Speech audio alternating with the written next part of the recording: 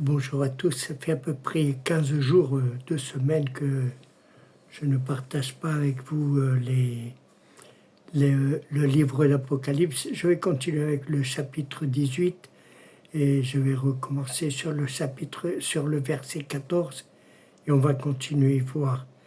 Les fruits que désirait ton âme sont allés loin de toi et toutes les choses délicates et magnifiques sont perdues pour toi et tu ne les retrouveras plus.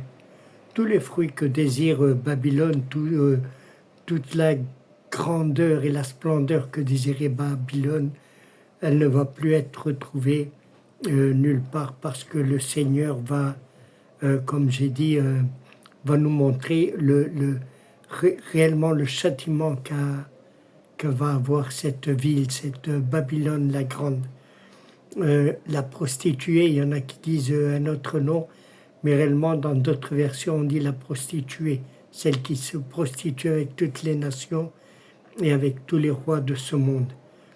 Le verset 15 dit « Les marchands de ces choses qui se sont enrichis par elle se tiendront éloignés dans la crainte de son tourment. Ils pleureront et fuiront et seront dans le deuil et diront « Malheur, malheur !» La grande ville qui était vêtue de fin lin, de pourpre et d'écarlate et parée d'or, de pierres précieuses et de perles, en une seule heure, tant de richesses ont été détruites. Les marchands, c'est-à-dire tous ceux qui commercialisaient avec cette grande ville, avec cette grande Babylone, disons, cette religion qui s'enrichissait à cause de l'ivoire, de l'or, de pierres précieuses. Réellement, le commerce avec cette grande ville, même si elle est petite dans l'Atlas, dans tous ses plans, cette ville est petite, mais réellement elle est grande en splendeur, elle est grande en richesse, parce que les marchands, les commerçants sont allés pour commercialiser avec elle, et ils se sont enrichis avec elle, mais cette ville est réellement puissante, très grande. Elle reçoit beaucoup de visites, beaucoup de visiteurs. Durant toute l'année, tout le monde va voir la grandeur, la splendeur, les richesses qu'elle a acquis en commercialisant avec le monde entier. On dit que c'était une prostituée parce qu'elle est capable de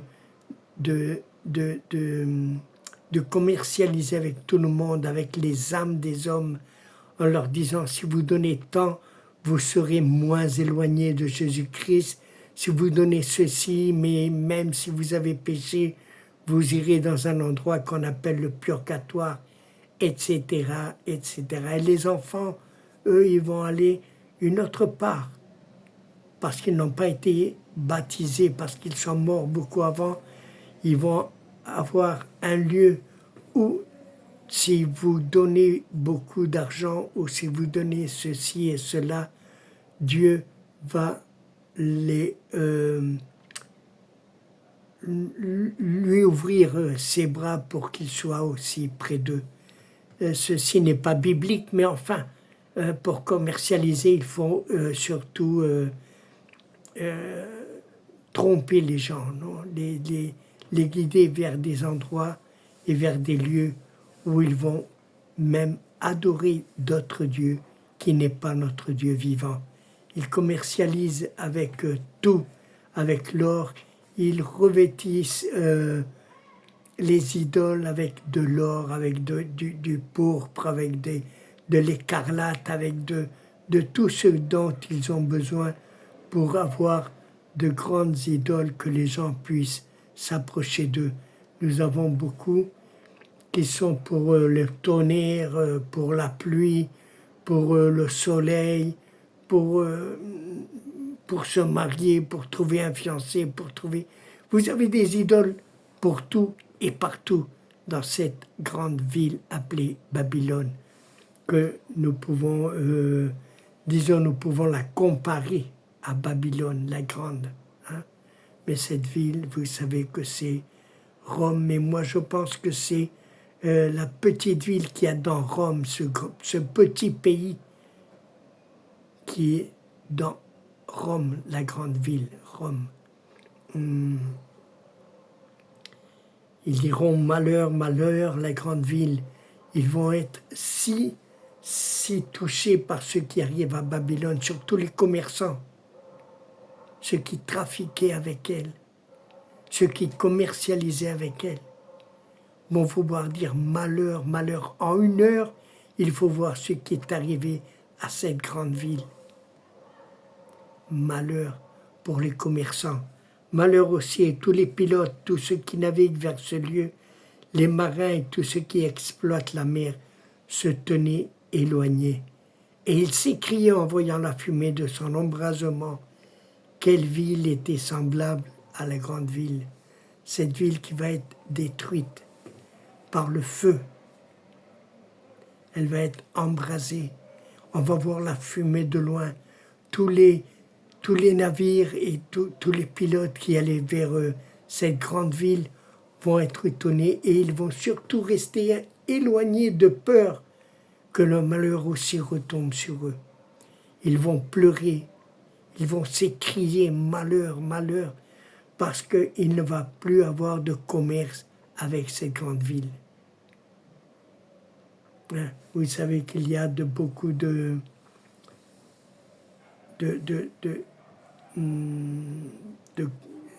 visiteurs qui vont aller voir cette ville. Des croisières, plein de monde qui vont vers cette grande ville et ils vont être un jour étonnés de voir le malheur qui va devenir sur cette grande ville. Cette grande ville et ce petit pays qui habite dans cette grande ville. Pourquoi? Parce qu'il se prostitue avec n'importe qui. Il communie avec n'importe qui. Les richesses qu'ils reçoivent par les pays qui lui sont soumis, il faut être très attentif. Vous savez que dernièrement, il y a dans tout ce que on peut voir quand on fait une déclaration des rentes, il y a un endroit où on dit si on veut contribuer avec cette grande Babylone, il faut faire très attention quand on fait la déclaration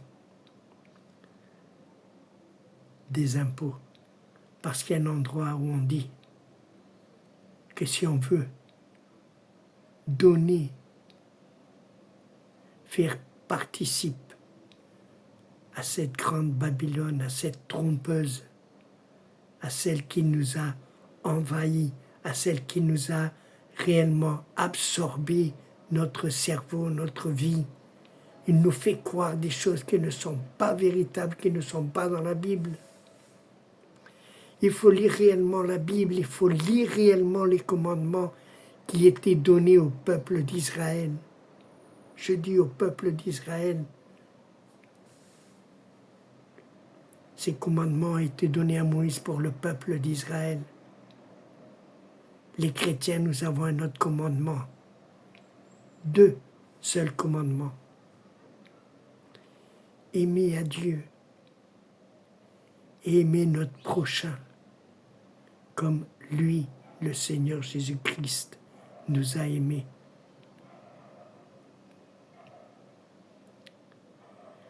Il n'y a que 2 commandements et qui résument tous les autres commandements. Les 10 commandements, le décalogue a été donné au peuple d'Israël. Il n'a pas été donné aux chrétiens. Aux chrétiens, nous avons seulement 2 commandements. Aimer Dieu et aimer notre prochain.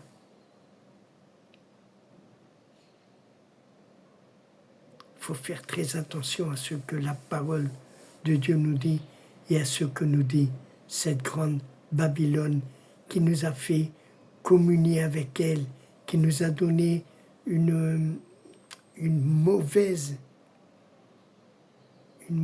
réputation vers Dieu et vers le christianisme. Et elle va être embrasée, elle va être brûlée, comme si un météore tombait sur cette grande ville. Et non seulement il criait malheur, malheur, et il pleurait, sinon qu'il jetait de la poussière sur la tête. Ils pleuraient et ils étaient dans le deuil. Ils criaient, disaient malheur, malheur, la grande ville, où se sont enrichis par son opulence tous ceux qui ont des navires sur la mer. En une seule heure, elle a été détruite. Ils pleuraient, ils s'écriaient malheur, malheur, cette grande ville où on faisait du commerce avec elle, elle a été détruite d'un coup, en une seule heure. Et les gens vont pleurer, le monde va pleurer, parce qu'ils ne vont pas comprendre pourquoi cette grande ville va être détruite en une seule heure. Beaucoup de commerçants, ceux qui fabriquaient des idoles, ceux qui taillaient leur image, ceux qui les adornaient avec de l'or, avec vraiment, ils vont être dans le malheur. Ils vont réellement pleurer parce qu'ils ne vont plus pouvoir vendre leurs idoles. Et là, il y a quelque chose de très grand. Ciel, réjouis-toi sur elle. Et vous, tous les saints, les apôtres, les prophètes, réjouissez-vous aussi, car Dieu vous a fait justice en la jugeant.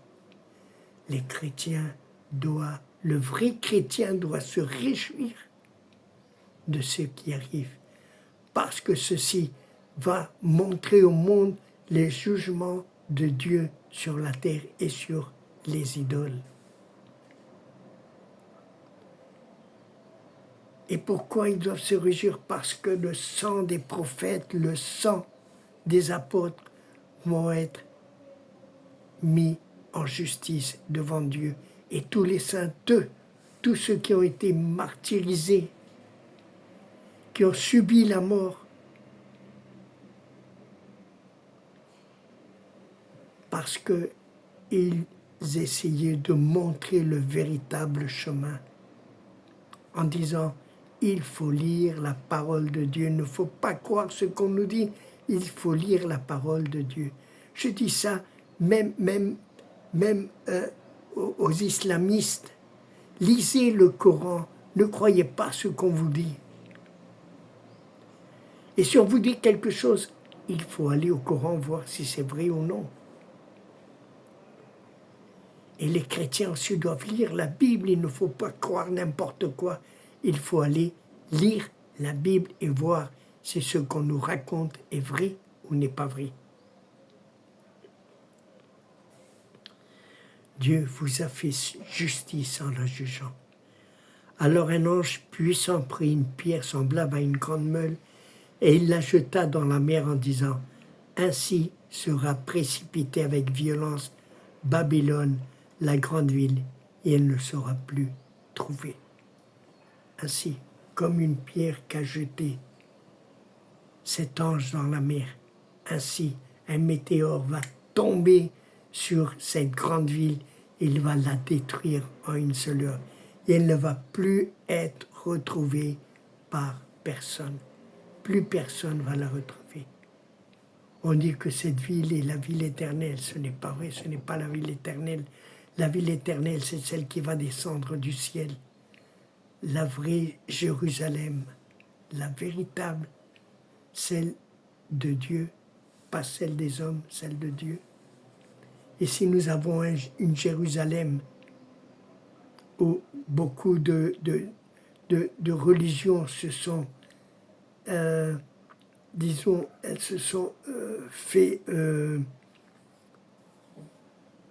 comme dirais-je, elles se sont faits à elle. Les religions, le catholicisme, l'islamiste, le judaïsme, tous prennent Jérusalem pour leur capitale comme la véritable ville de Dieu. Mais ce n'est pas elle, la véritable ville de Dieu. La véritable ville de Dieu, elle va descendre du ciel. La nouvelle Jérusalem, la véritable Jérusalem, la véritable ville que Dieu aime et que Dieu a dans son cœur. On n'entendra plus chez toi les sons des joueurs de harpe, de musiciens, des joueurs de flûte et des joueurs de trompette. On ne trouvera plus chez toi aucun artisan d'un métier quelconque. On n'entendra plus chez toi le bruit de la meule. Il ne va plus avoir de musique. Il ne va plus avoir de musiciens qui puissent chanter les louanges de cette grande ville. Il ne va pas avoir d'artisans. Hein. On ne va plus entendre le bruit de la meule pour fabriquer ces idoles.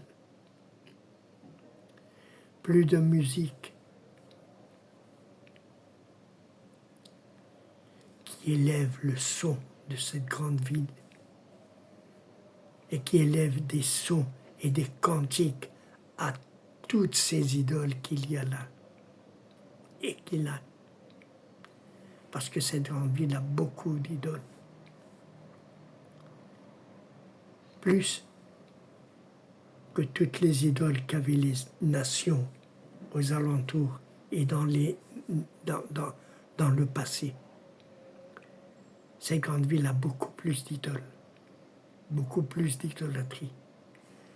La lumière de la lampe ne brillera plus chez toi, et la voix de l'époux et de l'épouse ne sera plus entendue chez toi, parce que tes marchands étaient les grands de la terre, parce que toutes les nations ont été séduites par tes enchantements, et parce qu'on a trouvé chez elles le sang des prophètes et des saints, et de tous ceux qui ont été égorgés sur la terre. Vous voyez un peu, hein? Tout le monde est là. Cette ville a détruit. On ne va plus entendre le son des noces des époux. On ne va plus entendre personne. On ne va voir que les jugements que Dieu va faire parce qu'elle a versé le sang des prophètes, le sang des martyrs, le sang de ceux qui prêchaient la parole de Dieu, la véritable parole de Dieu. Vous savez comme elle, cette grande ville a tué par l'Inquisition, par cette sainte Inquisition, beaucoup de personnes qui ne voulaient pas s'agenouiller devant elle. Elles ne voulaient pas accepter ce que cette grande ville était en train de faire et en train de donner. Enfin, le chapitre 18 vient de terminer. Et j'espère que tous nous allons reconnaître quelle est cette grande ville. Cette ville où la confusion est totale. On ne sait pas qui adorer. On ne sait pas qui des saints, qui des idoles, auxquelles des idoles est dans notre cœur. Enfin, vous savez que le Seigneur va juger cette grande ville. Que le Seigneur vous bénisse et à la semaine prochaine.